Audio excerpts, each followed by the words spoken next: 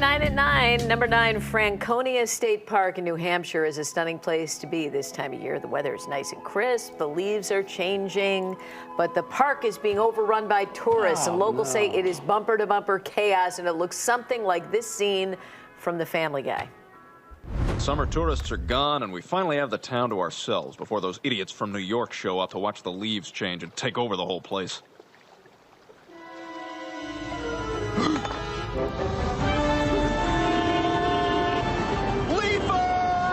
Holy crap, we gotta get out of here! What about the boat? Leave it! Hurry, Peter, they're almost here! We're too late! Yo, Matty, check out those colors. Yellow like a taxi, orange like the ball at the Knicks game, and red like the sauce on my Mamma Mia's Gugots. Good evening. Tonight's top story, Quahog is infested with loud, hairy creatures, also known as New Yorkers.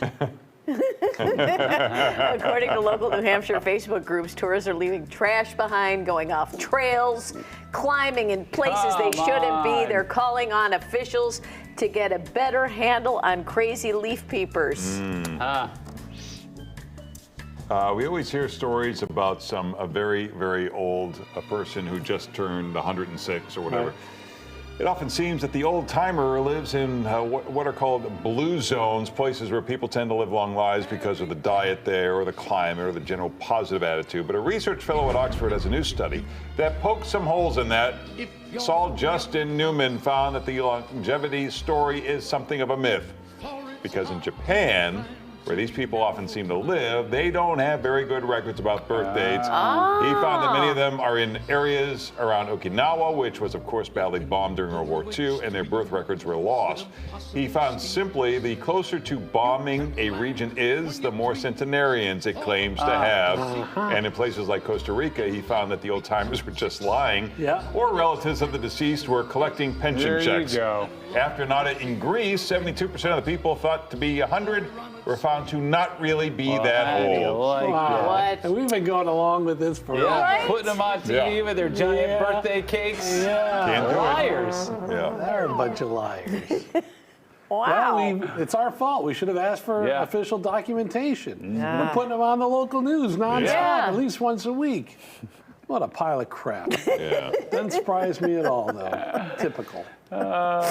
Number 7, when in Rome, tourists love to visit the ancient ruins, but chances are they have no idea about the crabs.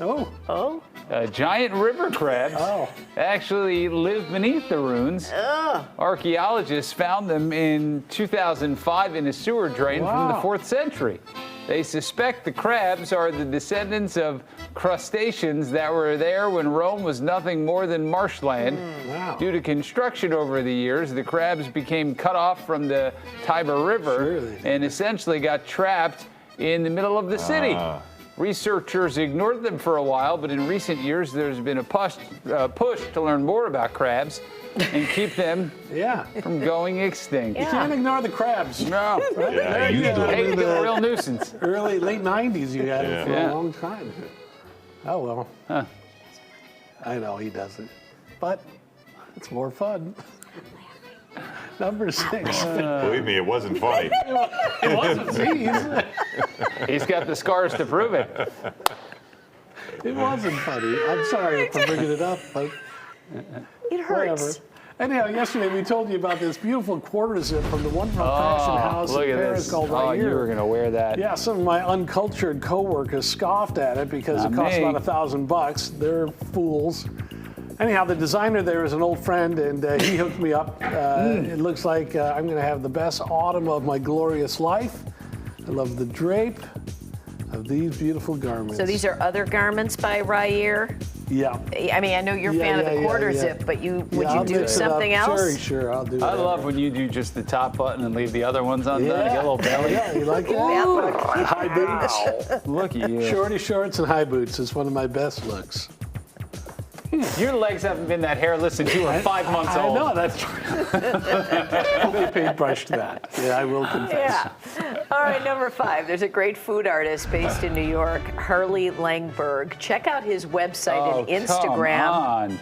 Harley's Food Art. Wow. It's just what it sounds like. He makes art out of food. For instance, Amy Winehouse is made from mashed potatoes, pasta, radishes, and nori.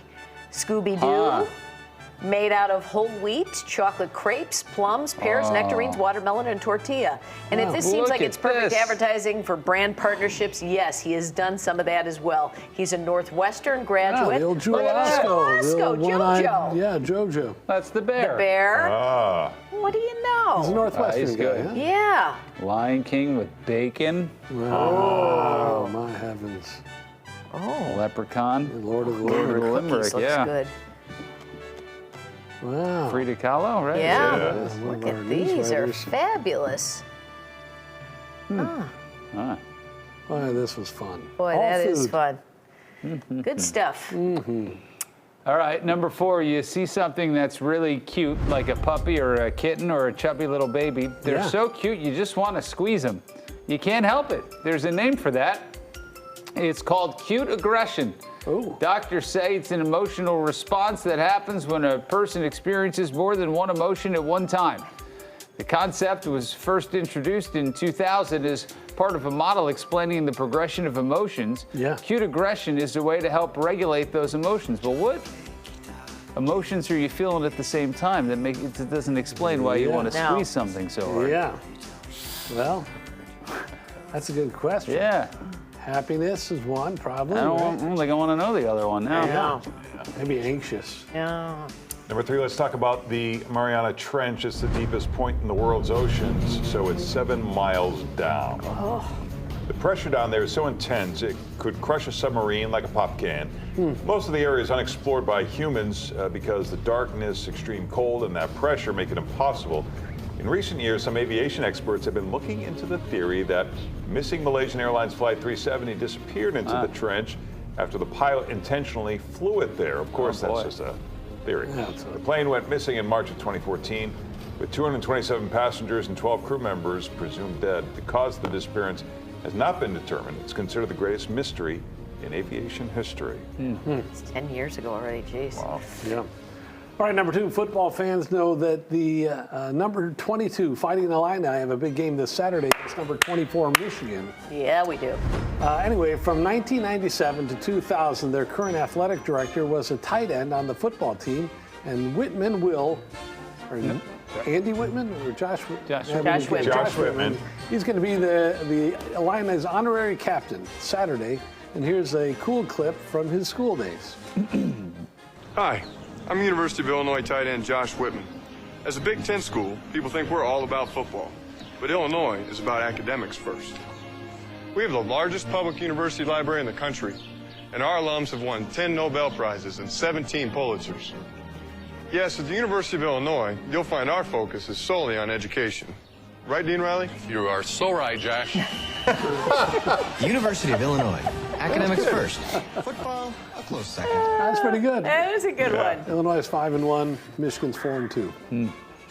Number 1, you might recognize this guy from the movies.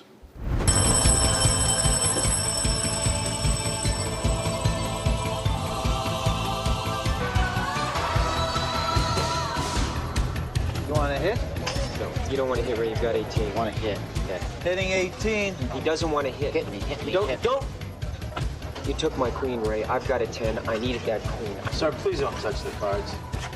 You know, Russ and I play this all the time. His name is Nick Mazzola, and he always seems to be playing a blackjack dealer. He was in Rain Man and Vegas Vacation and Casino. Wow. He was very convincing in the roles, and that's because he really was a blackjack dealer. Watch him as he silently takes abuse from Joe Pesci. Do you? Yeah, give yourself a hand right across your mouth. Oh, look at this butte they put in now. Sure been sending you in here to rob me now? Been knocking everybody in all night? Huh? You been beating all the customers tonight? Huh? Hit me. Take this stiff and pound it up your Hit me again.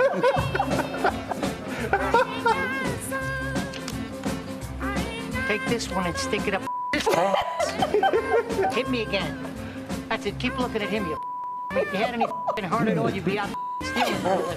Hit me again. What the you keep looking at him for? And you look at this, 20 paints in a row. Hit me again. Oh, it is going to get better. You should pay as fast as you collect, you know? Sadly, he died in 1999 at the age of 58. He had a heart attack on his way to work. But, Oh, that's sad. Wow, he was good. Exactly. That's a 99. There it is, a 99. There it is, a 99.